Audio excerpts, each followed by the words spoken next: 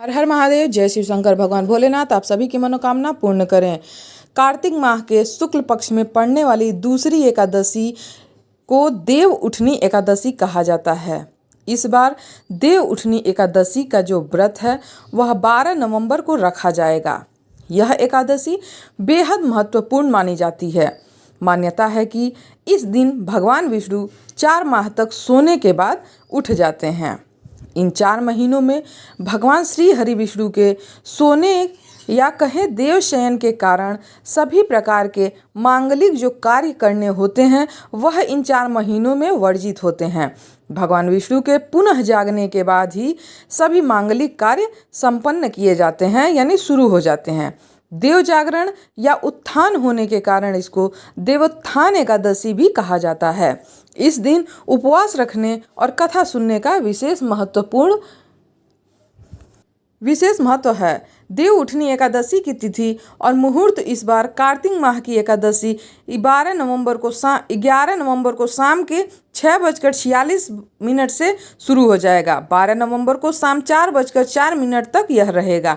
ऐसे में 12 नवंबर को उदया तिथि में होने के कारण देव उठनी एकादशी का जो व्रत है वह 12 तारीख को रखा जाएगा। इसी दिन वहीं इसका पारण 13 नवंबर को सुबह 6:42 से 8:51 तक रहेगा। भक्तों, देव उठनी एकादशी का जो पूजा के विधि है वह जान लेते हैं। देवोत्थान एकादशी के दिन सुबह सुबह सूर्योदय से पहले उठकर स्नान आदि कर लेना चाहिए। इसके बाद गन्ने का मंडप बनाएं और बीच में चौक बनाएं। चौक के मध्य में भगवान श्री हरि विष्णु का चित्र या मूर्ति रखें।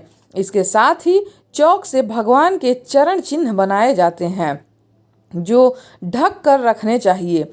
भगवान को गन्ना, सिंघाड़ा और पीले फल, मिठाई आदि अर्पित किया जाता है। इसके साथ ही भगवान को पीली मिठाई भी अर्पित करें। इसके बाद घी का एक दीपक वहाँ पे जलाएं और इसे रात भर जलने दें। यहीं पर बैठकर विष्णु पुराण और इस जो व्रत है देव उठनी का वह कथा सुने। देव उठनी एकादशी के जो नियम है वह जान लीजिए। देव उठनी एकादशी पर बहुत से नियमों का पालन करना जरूरी होता है। इस दिन केवल निर्जल या जलीय पदार्थ पर ही उपवास रखना चाहिए। अगर व्रत रखने वाला रोगी, वृद्ध, बालक या व्यस्त व्यक्ति है तो वह केवल एक बेला का उपवास रखे, यानी एक टाइम वो खाना खा सकता है। इस दिन चावल और नमक से परहेज करना चाहिए। भगवान विष्णु की उपासना करना अच्छा रहता है और भगवान को प्रसन्न करने का यह बहुत ही सरल उपाय है। देव उठनी एकादशी के दिन तामसिक आहार यानी कि प्याज, लहसुन, मांस, मदिरा का और बासी भोजन ग्रहण नहीं करना चाहिए। और भक्तों, आइए इस देव उठनी एकादशी की जो व्रत कथा है वह आज मैं अभी सुनाती हूँ। धर्म ग्रंथों में दी गई कथा के अनुसार एक राज्य में एकादशी के दिन प्रजा से लेकर पशु तक कोई भी अन्न नहीं ग्रहण करता था। एक दिन भगवान श्री हरि विष्णु ने राजा की परीक्षा लेने की सोची और एक सुंदर सी भेष बना करके सड़क किनारे जाकर बैठ गए। राजा की भेंट जब सुंदरी से हुई तो उन्होंने उसके यहाँ बैठने का कारण पूछा। स्त्री ने बताया कि वह बेसहारा है। राजा उसके रूप पर मोहित हो गए थे और बोले कि तुम रानी बनकर मेरे ही साथ मेरे महल में चलो। सुंदर स्त्री के राजा के सामने शर्त रखी कि ये प्रस्ताव तभी स्वीकार करेगी जब उसे पूरे राज्य का अधिकार सौंप दिया जाएगा और वह जो बनाए राजा को खाना होगा।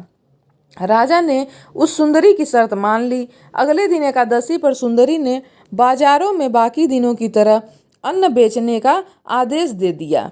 फिर मांसाहार बनाकर राजा को खाने पर मजबूर करने लगी। राजा ने कहा कि आज एकादशी के व्रत में मैं तो सिर्फ फलाहार ही ग्रहण करता हूँ।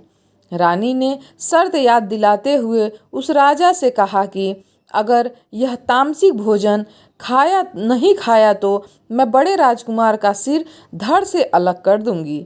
राजा ने अपनी स्थिति बड़ी रानी को जा करके बताई।